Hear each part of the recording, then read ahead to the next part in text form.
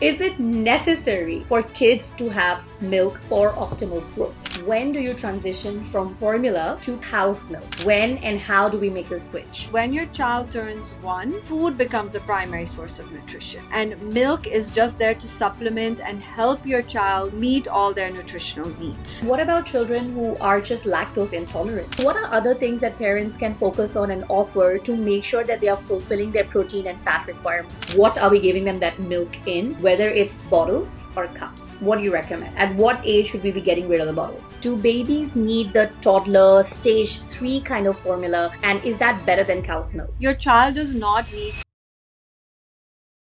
Hey parents, welcome to another episode of the Modern Indian Parent Podcast, a podcast that is redefining parenting in Indian families. I'm Sanchita Daswani, a pediatric nutritionist. And I'm Rinie Gupta, a pediatric sleep consultant.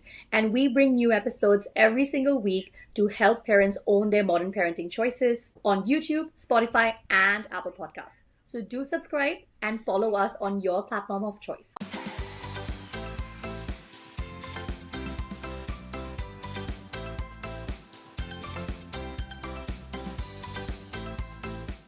On today's episode of the podcast, we are going to be talking all about milk after 1 year of age. We all know as parents, we focus on breast milk and formula before 1, but the tricky part comes when our kids become toddlers. Do we need to switch to cow's milk? Do we continue with formula milk?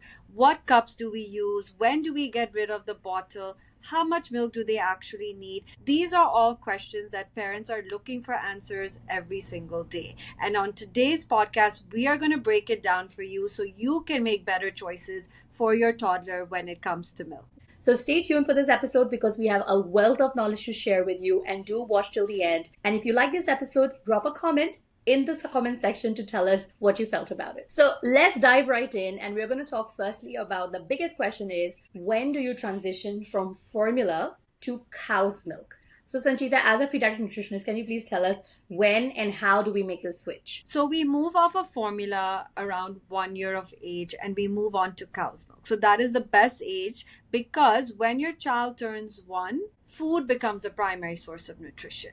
And milk is just there to supplement and help your child meet all their nutritional needs. So what you need to do is, if your child is having 4 ounces of formula, we do this transition method where for a week, what you do is you mix it. So you do 1 ounce of cow's milk and then the rest formula. And you do it for all the feeds. And then next week you do 2 ounces of cow's milk, rest formula, and then you keep doing that week by week till it is fully cow's milk. The reason we do this is because also if you completely move to cow's milk, your child might not accept the taste. And also some babies get constipation, they get diarrhea because it is a bit difficult to digest in the beginning. So easing them into it by doing 1 ounce every week will help the transition process. And literally within a few weeks, your child can be fully on cow's milk. Amazing. And what about follow-up formula? Do babies need the toddler stage 3 kind of formula? And is that better than cow's milk? So I see a lot of parents, instead of switching to cow's milk,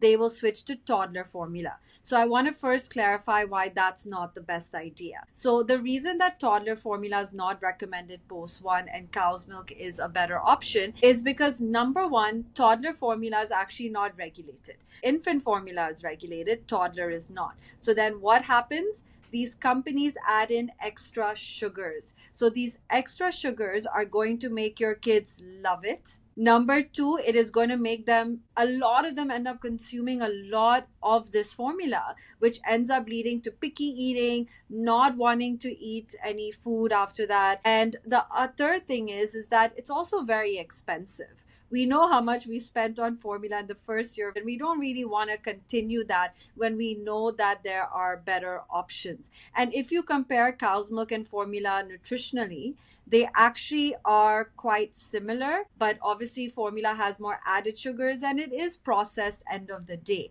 So if you're thinking, should I continue with formula or should I move to cow's milk is a better option. Unless there's a child who is severely underweight or had some complications, your doctor might advise you to continue with formula for a bit. Absolutely. But what about children who are just lactose intolerant? So even as kids, they couldn't digest lactose-based formula. What are the options available for kids like that? So when it comes to cow's milk versus plant-based milk, what you want to look at is, first of all, a lot of them don't have enough protein and fat. So if you compare cow's milk to oat milk doesn't have any protein or fat, it just has carbs. You compare cow's milk to almond milk, contrary to what we would believe, doesn't have much protein. It only has a bit of fat. So all these nut milks are actually not matching up to the nutritional composition of cow's milk. The only ones that come a bit close is soy milk and pea milk, because they have around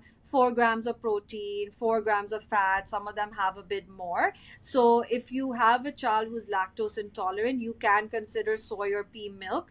The only thing is pea milk tastes terrible. So I don't really see a lot of toddlers having it. And even soy milk, you really have to look for a good one, because no matter what plant-based milk you look for, there are going to be gums. There are going to be a lot with sweeteners to make it taste decent. So there's a lot of things that in the long term can really affect their gut. So after I learned about all of this, and I realized that end of the day, cow's milk provides calcium, protein, fat, some vitamin D, B vitamins, and these are all the things that our kids really need to grow. If you can't give cow's milk, you can consider pea milk, soy milk, or you can even try goat's milk. I mean, it still has lactose in it, but some babies do a bit better with that. Thank you, Sanchita, for sharing these other options that can be consumed by kids who are lactose intolerant and need alternative forms of milk.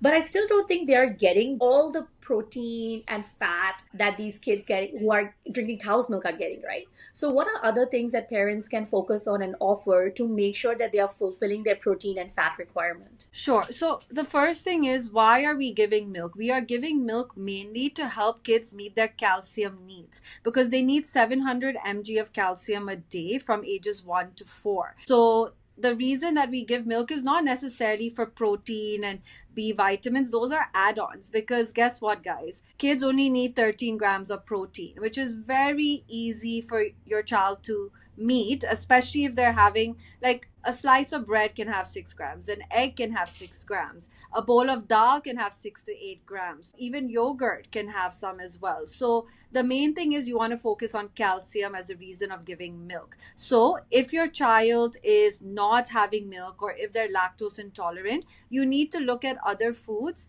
that have high calcium. So some examples are ragi, we have tofu, we have things like chia seeds, even broccoli, spinach, beetroot. So you have to just make sure that you are including these in the diet. If your child doesn't like cow's milk, but they're okay with dairy, you do your yogurt, you do your paneer, you do your cheese.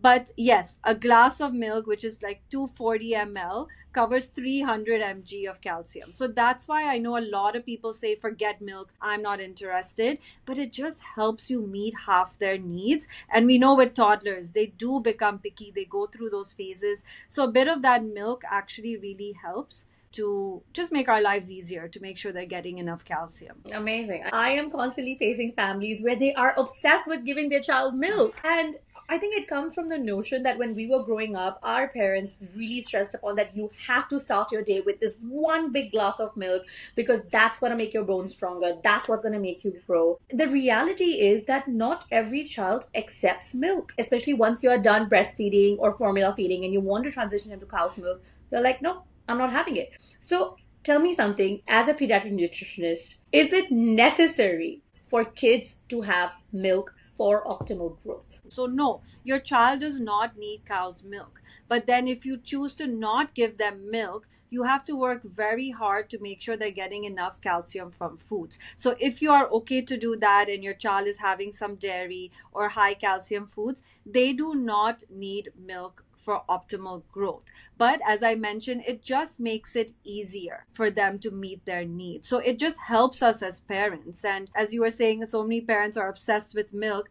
The biggest thing I want to tell parents is just don't overdo it. So post 1 year of age, just make sure that your child is having 15 ounces or less of milk. Do not exceed 15 ounces. If they are having some dairy products, like if they're having some yogurt, cheese, paneer, then they only need about 8 ounces. So 8 to 12 ounces is more than enough. Yeah, that was going to be my next question. So if we are giving cow's milk, then how much do we give? So you're saying limited to 15 ounces. And if they're having dahi paneer, which I think most kids love dahi paneer and cheese, that comes down to just about what, 1 to 2 servings of milk? That's about it. Like, we don't need to stress so much about trying to get our child to have a lot of milk.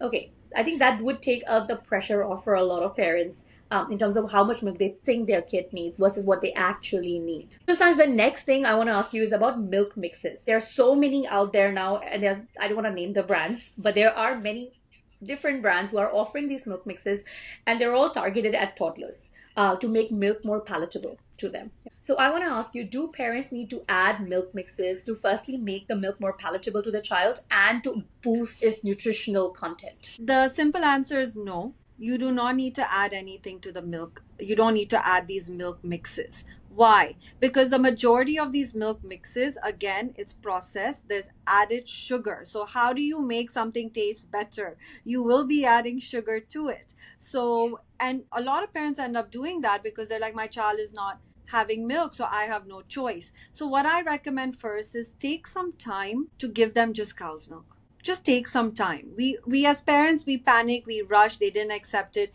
Give it a few weeks, offer a little bit with a snack every day, and just let them build a taste for it. If they're not, then first try like fresh seasonings, like add a pinch of cinnamon, add a bit of haldi. Don't add sugar because, see, we don't realize as parents, sugar is coming from everywhere. These small things is what adds up. So everyone's like, oh, it's just a pinch of jaggery, it doesn't matter. But it does add up in the long run. And they start eating so many other things that do have sugar in it that we don't even realize. So for my kids, I actually use milk mixes to make snacks. So I'll use it later, like to make like a popsicle or so. But I'm not adding it in their milk just to get them to drink milk.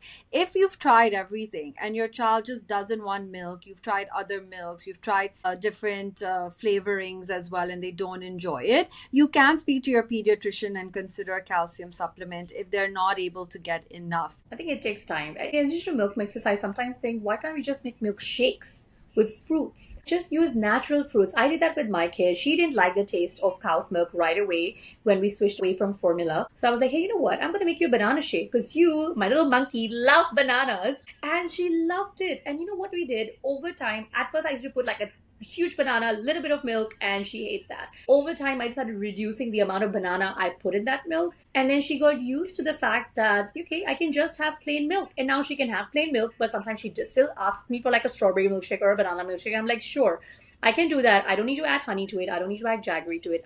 And it's such an easy way to get your child to accept a healthy drink without adding in milk mixes from these various brands, which again I don't want to name. But yeah, I think that could be a good way out of this. Yeah, I think the two things is, luckily in India, there are brands coming out that are doing better milk mixes, but just know that they also have sugar. So I wouldn't even recommend it at one when you're trying to transition. And when you can use it is already at 2 years of age when they should have hopefully transitioned to cow's milk. And speaking about your point about fruit and milk, the main concern I get from parents is the whole Ayurveda way of thinking that don't mix fruit and milk. So when parents come to me and say, oh, but Ayurveda says this or this practice says this, I said, look, for our kids, first just get them to eat and have the milk. Like if you really want to get into what all these different things say, you are going to go a little bit crazy. First, just get the basics. See what your child is digesting. How are they handling foods? So if that banana milkshake worked and your child is digesting it well, it's okay. You don't have to be bogged down by all these different ways that we are trying now as adults. Absolutely, absolutely. So I think we've spoken a lot about what we need to offer after the child turns one in terms of when it comes to milk. Now let's talk about how, like basically what are we giving them that milk in, whether it's bottles or cups. What do you recommend? At what age should we be getting rid of the bottles? We should be getting rid of the bottles post 1 year of age ASAP, because studies have shown that it does lead to tooth decay. It leads to misalignment of the jaw. It has a lot of negative issues. I'm sure, Rinie, you've probably seen certain things with sleep as well. So let's try and get it off post one, latest by 13, 14 months. And we don't want to stick to it for too long. And anybody who is listening to the podcast, I want to tell you that this is the fourth time that we are talking about weaning bottles, because this is a recurrent concern amongst parents. And the main concern that parents face, and the reason why they end up keeping the bottle for the child till they are 2, 3, 4, even up to 7 years of age. I have had families that have had bottles till their kid was 7, is simply because they are just scared of how their child will react, because they are worried that they're going to have tantrums. And I just want to tell parents that when there is something that you need to do for your child's health, then you shouldn't be worried about what reaction they're going to give. Because yes, your child is going to have a big reaction, but let me tell you, the truth is, the longer you wait, the bigger the reaction is going to be. So if you think that there will just come a time where your child will naturally just let go of the bottle, I have news for you. They won't, because that connection that they have built with that bottle, when it comes to bottle and sleep, bottle or milk in general, it only grows stronger when they get older. So then parents come and ask me as well, because as a sleep consultant, my kid only needs the bottle when they're going to sleep. I'm like, that is worse. Because if your child is falling asleep with the bottle in their mouth, the milk stays pulled up in their mouth, right? It's just forming that layer of slime and sugar around their teeth. So that's causing teeth rotting, what you just mentioned. And I've seen in these kids, then they keep having night wakings to get back the bottle. Not because they're hungry, but because now they have thought that, okay, if I have a waking, anytime I have to go back to sleep, they need that bottle again. And that's not a good association. All right. So this is just to tell parents that please don't be afraid of your child's reaction. But then the next thing is how? How do I finally get rid of the bottle? All right. And I know all of us would like to go the very gradual, gentle way, just coaxing our child to drop the bottle one by one. But that's not the reality for a lot of kids. Sure, if your kid is like, okay to have milk from the bottle one time of the day and from a cup the other time of the day, and they're happy with both, then sure, you can do a gradual transition where you keep swapping one milk feeding from bottle to cup, and you stay consistent with it. But in majority of the cases that I've seen, this doesn't work. All you have to do is get rid of the bottles all at once and just give your child a way to understand that where the bottles have gone. So I often do this bottle fairy exercise with the families that I work with when we're trying to get rid of the bottles all at once. So we just pack up all the bottles and we cut the tips off of the nipples, and we show this to the child and we tell them that, all these bottles are broken now. So we're going to send them to Bottle Fairy to fix them so she can give them to other new babies who are being born. So we pack these bottles up, and then mommy or daddy, they take them out of the home. And then when we come back home, and at the end of the day, we bring back some new cups, whether it's an open cup or a straw cup. We decorate it with stickers, and we give it to the child, and we let them know you did such a fantastic job. And your bottles are with Bottle Fairy right now. And Bottle Fairy has sent these 2 new cups for you to drink milk from. All right. This is just a story to tell them so that they have some kind of something to anchor on to understand where their bottles have gone and not just disappeared into thin air. But the whole point is, this is a cold turkey transition where you just say bye-bye to bottles all at once. And after that, if they refuse milk, so be it, right? And like what Sanchita said, milk is not necessary for a child's optimal growth. It's okay for them to get that protein from other food sources, get calcium through other food sources. It is a transition period. What do you feel about this, Sanch? Like, which one is your preferred approach, gradual or cold turkey? So most of my clients, we do a gradual approach because they're just turned 1. So I say that if by 18 months or so nothing has worked, then you can do the cold turkey method. So what we generally do is, first of all, I want you guys to imagine that if you are going to get your child off the bottle, first of all, they need to be comfortable drinking from something else. So the reason that the transition is so smooth for my clients is that from 6 months of age, their child starts practicing to drink from an open cup. And then at 7, 8 months, we start with a straw cup. So by the time your child is 1, they are comfortably drinking water in a straw cup. First, with a snack every day, we just give 1 ounce of milk in a straw cup with the snack every day, so that your baby can start realizing that, oh, I can drink milk in this. So you offer it every day with a snack, so that even when they spit it out, they're like, what are you doing? They have their snack. Once you see your baby's like kind of drinking more of the milk, you know that they are accepting it. Let them do it for a week. Then you get rid of the morning bottle for a week, and then you do the night bottle for the next week, because normally the night one is always the toughest. So this gradual approach, generally within a month, they can be off the bottle. So it's about easing them into it and just starting the right way. So that's why I really stress starting with open cup and straw cup before 1 year of age, just for them to feel comfortable. Absolutely. So I think now we have told parents both the methods that they can go about, and it just depends on where you're at with your child. If they are younger, they're just a little over 12 months, they're still in that learning stage, you can do the gradual approach. But I think most of the time when I'm working with families, the kids are much older, super, super attached to the bottle, then you do the cold turkey approach. All right, so parents, if you're listening to this, choose the approach that works for your kid, but do get rid of the bottles. The main thing is don't be afraid of the transition. This is something that you're doing for your child, not to your child. You will have some tears, but believe me, within 2, 3, 4 days, they just forget about it. So yeah, that's something I just want to give parents the confidence to go through this transition. Sanchita, the last question that I have for you is which cup to use, right? I know you've already mentioned that introducing straw cups and open cups is ideal and you should start it pretty early on, even before your child turns 4. What's your opinion about sippy cups? The ones that have like a little spout on the end and then you just tilt them and drink from them. Are those recommended for kids after the age of 1? It's so funny because I remember I gave my kids the sippy cups. I gave them those 360 cups as well. And after studying about it, I understood that sippy cups and these other cups, even these 360 cups, are not good for kids.